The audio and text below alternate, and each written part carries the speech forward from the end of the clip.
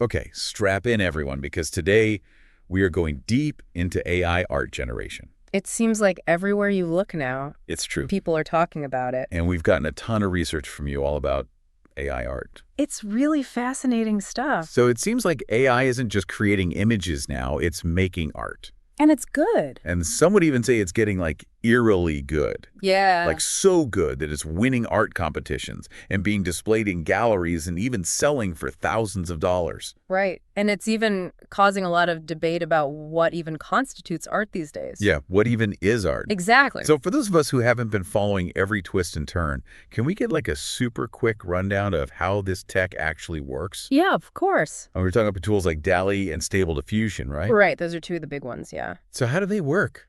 So imagine feeding an AI a massive library of images, like everything from Renaissance paintings to modern photography. Wow. I mean, everything you can possibly think of. And these tools, they essentially learn the patterns, the brush strokes, the composition, everything that makes up those images. So they're like these art sponges basically just soaking up all of art history. Exactly, like visual creation through all of time. And then based on text prompts, you feed them, like, let's say, a cat riding a unicorn through a nebula. Okay. They can use what they've learned to generate completely new images. Okay. That is seriously mind-blowing. Yeah. But here's the question, though. How do we even know if we're looking at AI art or like a human-made piece of art? That's the million-dollar question, right? Yeah. And it's a lot trickier than you might think. Really? Oh, yeah. We have studies showing that even expert artists can be fooled. Wow. Especially if the AI art has like these little quirks or unexpected elements in it. It's like our brains, they try to make sense of it and they end up thinking that these little anomalies are just human error rather than, something an algorithm did. Oh, that's so interesting. Okay, so we're already seeing AI challenging our assumptions about like art and the creative process. But what about those software detectors that are designed to spot AI images? Yeah. Are they any more reliable? Well, they're evolving all the time. Okay. But even the most sophisticated detectors can be thrown off by surprisingly simple things. Like what could make an AI image suddenly like undetectable? Sometimes it's as basic as JPEG compression, believe it or not. Wow. Or adding a little digital noise to the image. There's even a tool out there called Glaze that was designed to protect artists' unique styles from being copied by AI. Okay, interesting. But the ironic twist is that Glaze can actually make human art look AI-generated to those detectors. Oh, wow. So we're playing this constant game of cat and mouse. It really is. With like the AI generators getting more sophisticated. Right. And the detection methods trying to keep up. Right. It makes you wonder if like humans and software can both be fooled.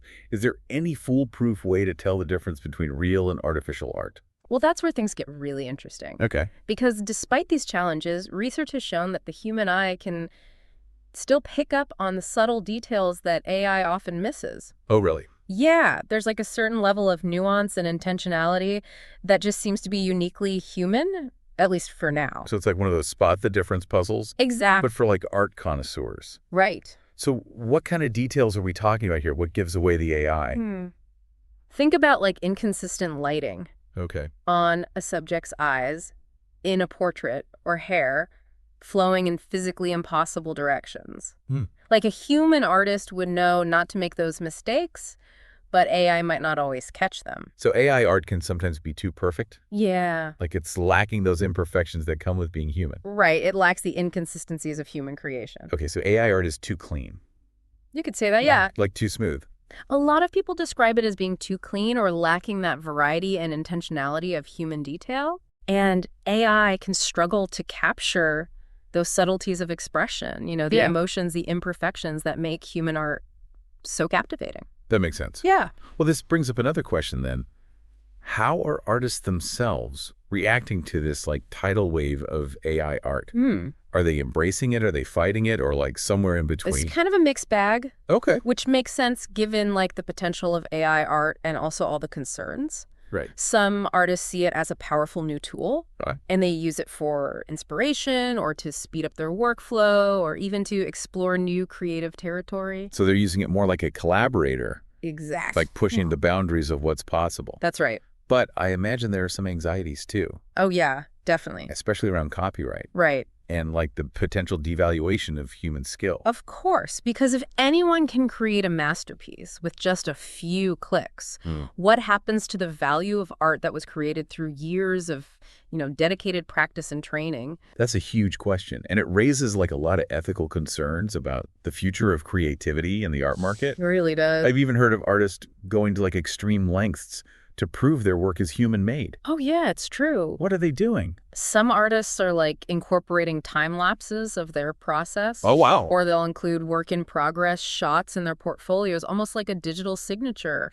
It's like they need a certificate of authenticity now. Right. So what does that say about how technology is impacting our understanding of authenticity and originality? That's a really insightful point. Yeah. And I think it speaks to a broader shift in how we perceive and value art.